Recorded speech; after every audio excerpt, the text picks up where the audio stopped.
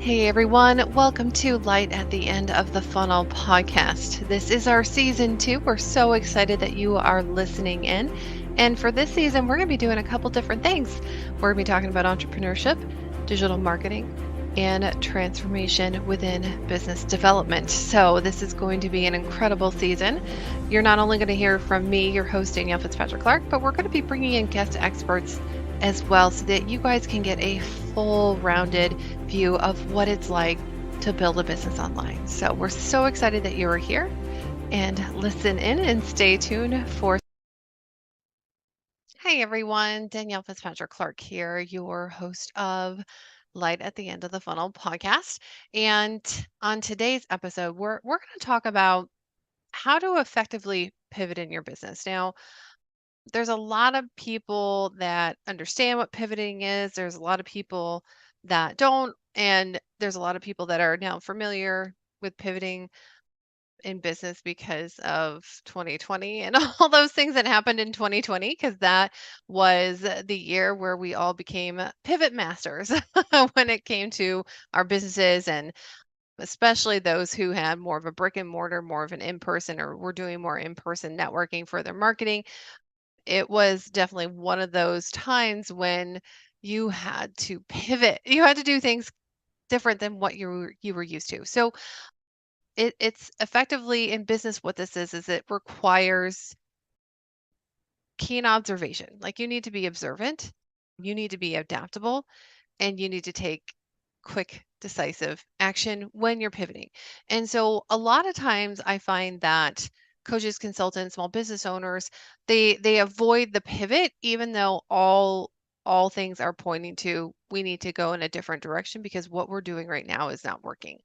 And there's nothing wrong with pivoting. In fact, what I like to say is that we should keep a little bit of room within our launches, within our strategy, within our marketing plans, within our sales plans any given year for a pivot. And it doesn't have to be a drastic pivot. It just has to maybe be a slight, okay, so that didn't work. We may need to try something. Let's go this way. Or we really thought that we were going to get most of our online clientele from this social media platform. We're finding that actually that's not working, or oh my goodness, the algorithm changed yet again, or the group dynamics changed yet again on Facebook.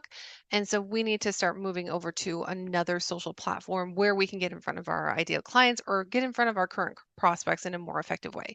So when it comes to pivoting, I mean, we all are doing it in some regards within our business. So this is what I like to tell everybody. What we're going to talk about today too. This is all going to come together. You guys are going to understand. The first thing you need to do is you need to evaluate, right? Evaluate and understand the need. So being observant is part of evaluating. Just really being aware and bringing all the things that are happening into your awareness. That means the things that aren't working.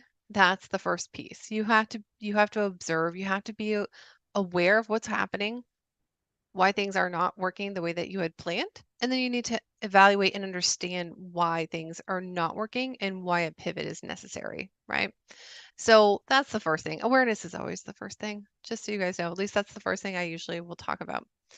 So the second one is to develop a clear strategy and vision. So yes, I did tell you guys we had to move fast. And a lot of this is like, wow, this seems like it's going to take a long time. I have to do another strategy, create another strategy. No, like I said, pivots are usually just, we're here, things aren't quite working. We need to just slide over just a little bit here. So you can keep the core strategy. We're just needing to either take some things out, add some things in, or take out and add in and replace, right? Doesn't have to be the whole strategy plan. It just there needs to be some changes. So we're going to talk about clear strategy and vision, developing that.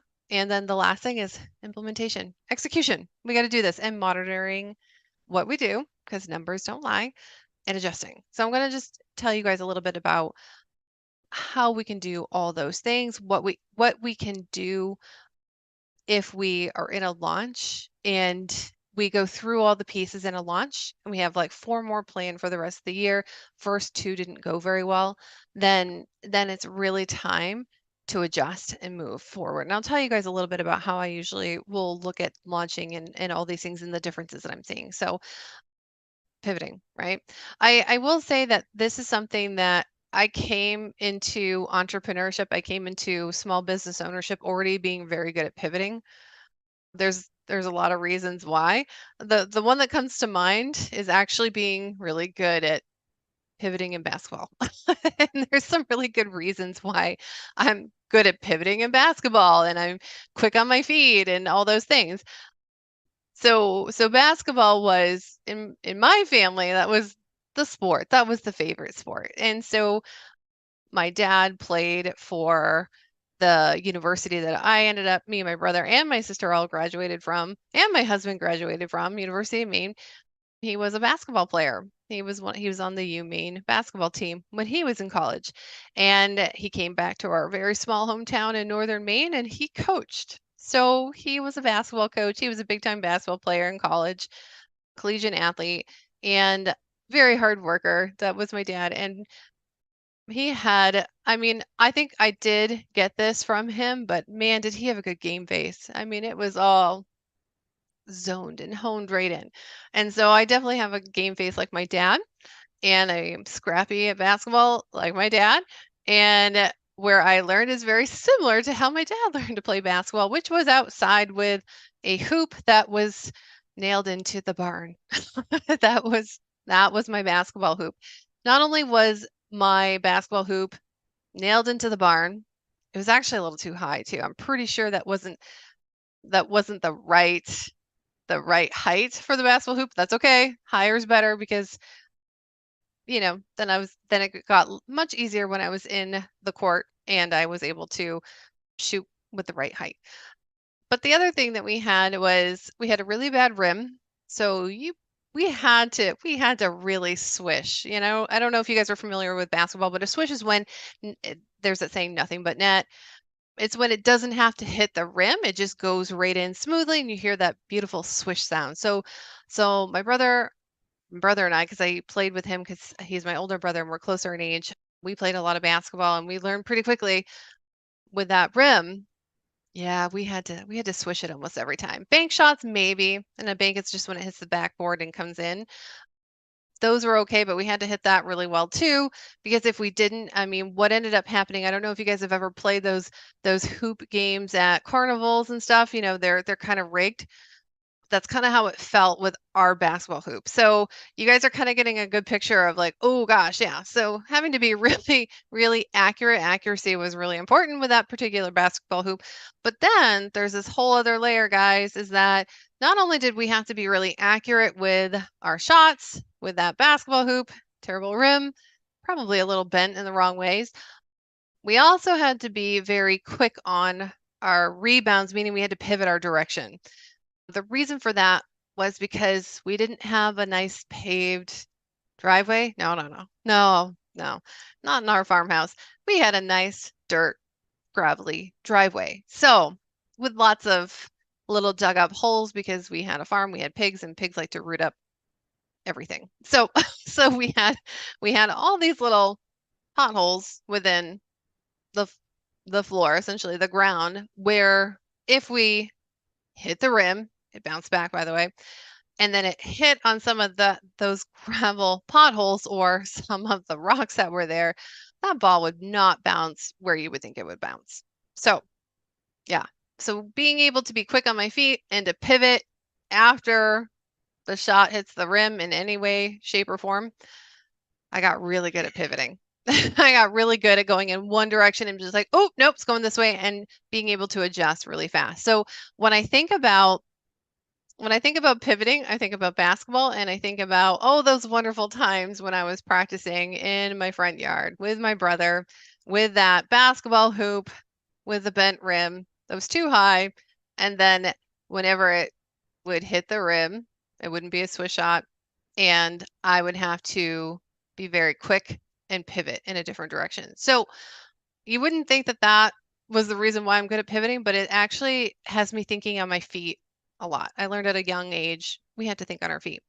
So that's a little bit of story why it's so great to have some of these natural abilities that you grew up with when it comes to business. Like I always feel like there's a reason why I do things the way that I do things, and I learn things the way that I learn them. And then how does that apply to business, and why does that make me really good at what I do for business? So pivoting is one of those things. So when 2020 came and everybody was stressing out, I'm like, we got this. Don't even worry about it. We got this. And so I had a team at that time. I had colleagues at that time that we were doing collaborative work with. And I was the one that said, don't worry, we got this. We'll figure it out. Because if you think that we're stressed out, just think how everybody else is. This is actually a really great opportunity. So being able to see the light at the end of the funnel at the very beginning when it seemed really dark in 2020 was also a really great asset to have. So let's go into what being an expert pivot master really can mean for you. And most of you guys are pivoting. Even if it's just a slight pivot, most of you guys are pivoting in your business in some form during the year because everything's changing, especially if you have an online business, which most people in some way are online. Some people are exclusively online. They do all their sales and marketing online. They do all their prospecting online. And so online is really a huge advantage. And so when you are online and you're doing anything with social media, you're doing anything with sales and marketing, it is a requirement to be able to pivot because here's what happens is that the platforms where everyone is on, where it's the easiest to get a hold of an end in front of your prospects, those algorithms change. Now, do they change on the daily? Well, maybe. They possibly could be changing on the daily, but chances are they are changing at least monthly. And so you have to readjust because the numbers are always changing. So, how many people are able to view your video, for instance, on Facebook or Instagram? That could change. You could actually see a dip because of an algorithm change. So, another thing that could be happening is that you were doing long form posts on LinkedIn and the algorithm changed and now they don't just want long form posts, but they want long form posts with no links in them. So there's all these things, and I can give you guys some up to dates on the algorithm changes because we do stay up to date on all the platforms, especially LinkedIn. So that we'll have available to those who go and subscribe to our newsletter on lightthefunnel.com. So I'll make sure that I have those up for you guys on the page when this all launches. But yeah, you have to know your numbers for sure. And you have to have that ability to pivot. But the first thing, and this is why you need your metrics, is that you have to evaluate and understand the need for a pivot. So in the case that I'm talking about is that if you have been posting on social media, you've been getting clients that way, and something changes, then you're going to need to evaluate. So if you don't have your metrics, if you don't know your analytics on what you're doing, that's the first thing you really do need to know. It's not just a feeling when you don't have as many sales calls, but you really want to be able to go back and evaluate, right? What's happening? What's happening that I'm not seeing because I can see the outcomes, but I don't know the steps in between these outcomes that's causing this delay or this lack of phone calls or sales calls or people watching videos. So you have to go back and evaluate. So research, do some data analytics, going and looking at those. And you want to know that before making a significant change. So one of the things that I tell everybody is like you don't want just information that's based on the metrics, especially with social media, because you could be seeing a significant change in how many people are viewing a video or a post. But you also have to consider all the other external events that are happening. So during the summer, not as many people are on social media, right? During the summer, they're just not. During the holidays, they're just not. So you don't want to panic and then go and change everything based on the algorithm has changed without having that data and without also looking at external circumstances, right? So before you make any significant changes, look to see, and ask yourself these questions. Is this because of an algorithm change? Is there anything in the news or in the groups? Is anybody else talking about it? So ask yourself, is this an algorithm change, especially if you're working with social media? Is this more of an external that's happening, what's going on in the world, what's going on in my ideal client's world.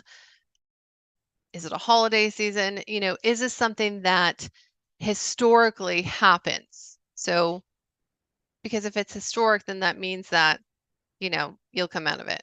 So ask yourself those questions when it comes to evaluating the need for a pivot. And the third thing is like, what about the industry that I'm serving? Because sometimes there are occurrences in certain industries that can be causing a difference in your sales and marketing and your metrics and your numbers, what's working, what's not. When there's changes like that, then you also have to assess, is this a long-term change or is this a short-term change?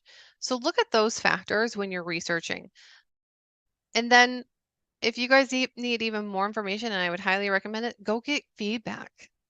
Get feedback from people that you have in your inner circles, like your current customers, your prospective customers. Ask them what is it that you are coming up with when it comes to challenges. Like there's all these different ways to ask, and without coming right out and saying, "Can I interview you?" Or actually, I have a really great way of doing that. That's going to be on a later podcast of how we do interviews without interviewing people and getting that very authentic feedback. There's so many ways to do that without coming out and saying, "Hey, can I ask you some questions?" Or, "Hey, can you do me a favor?" Or, "Hey, can I get some feedback?" Because a lot of the times people are like, "Really? I don't know if I have time for this." Or, I don't know how honest I'm going to be. I think I'll just tell them what they want to hear, because if I don't, then they're going to try to sell to me. You know what I mean? So there's ways of doing that and getting that really authentic feedback. So collect the feedback, and then that will give you some insights as well. So before you make any big pivots, any big moves, you want to evaluate. You want to bring it all into your awareness. And you want to understand what's going on. Then, if you are still seeing a need to pivot, what do you do? Well, this is where you develop a clear strategy and a vision.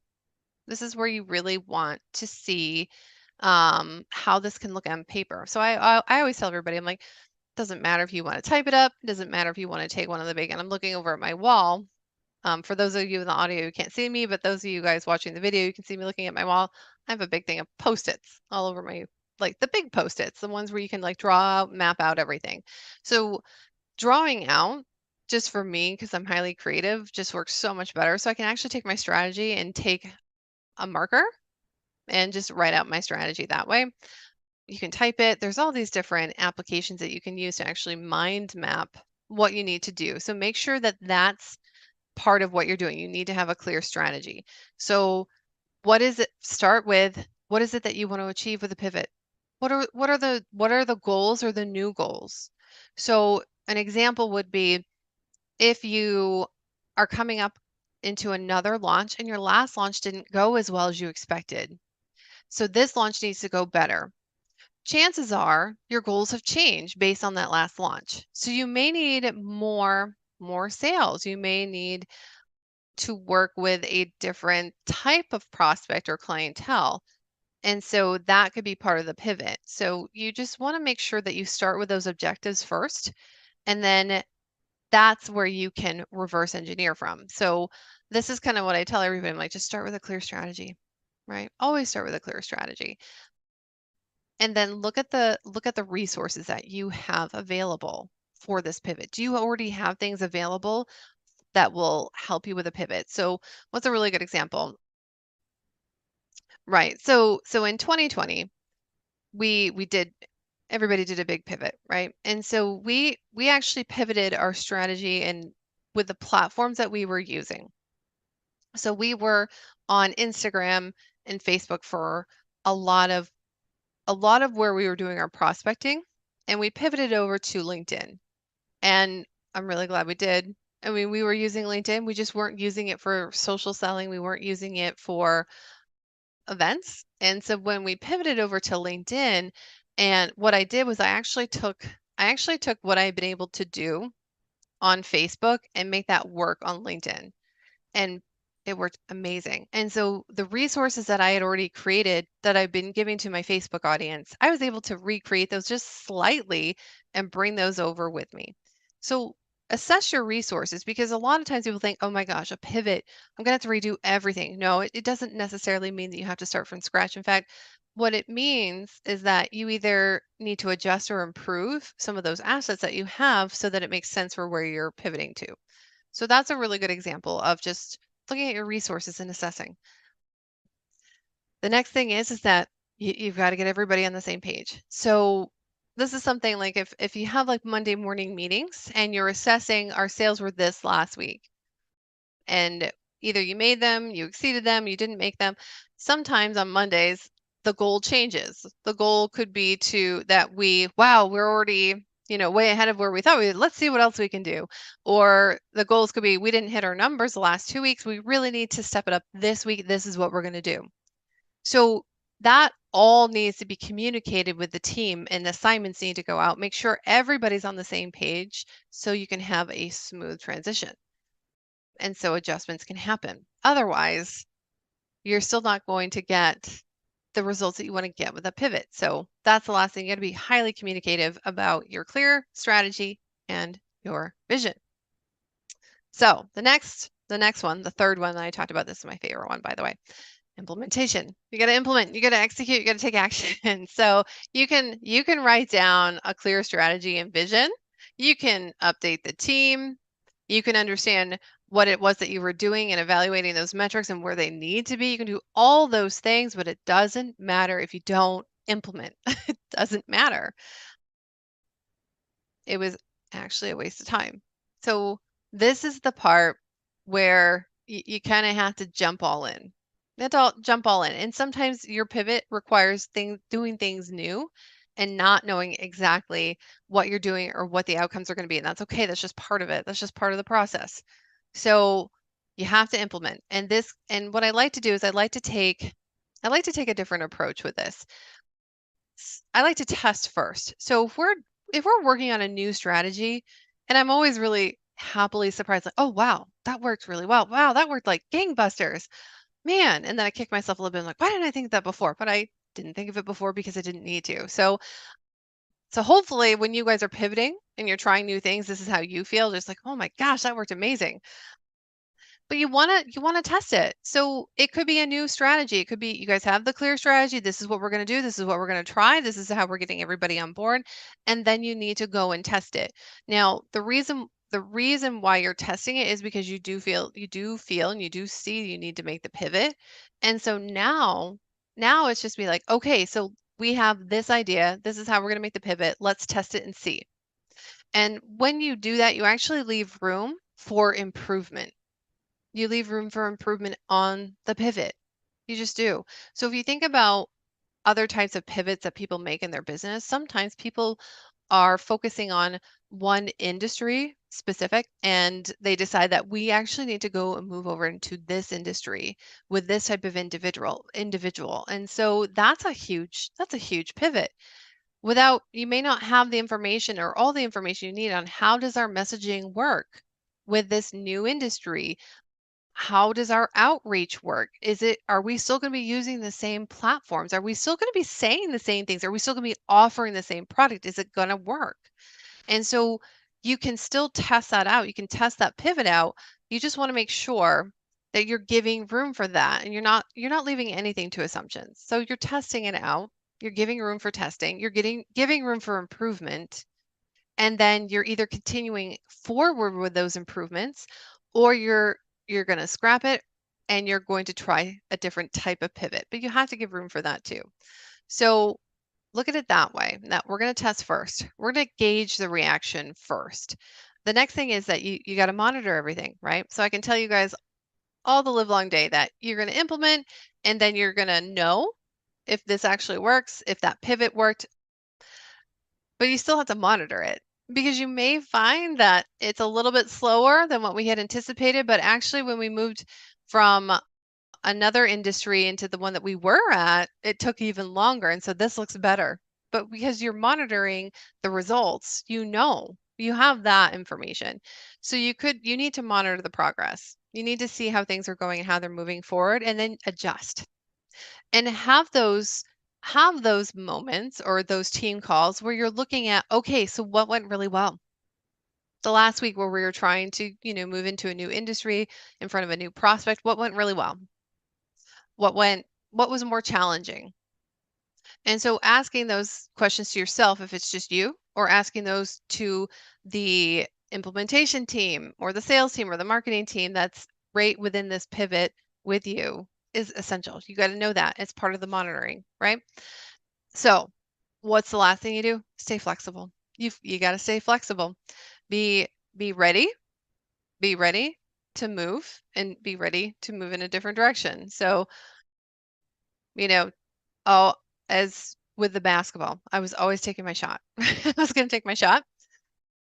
I was going to try to go for a swish. If it didn't be a swish, if it wasn't right all net, guess what? Chances are it was coming back to me or in some other direction. And if it landed on that ground before I was able to catch that ball, then it was going to go into another direction and I was going to have to pivot and move in another direction to go and get it and to go and chase down that ball, right?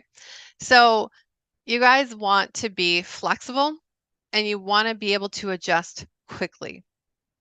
So if you're finding that, and this is just hallmarks of a successful pivot, right?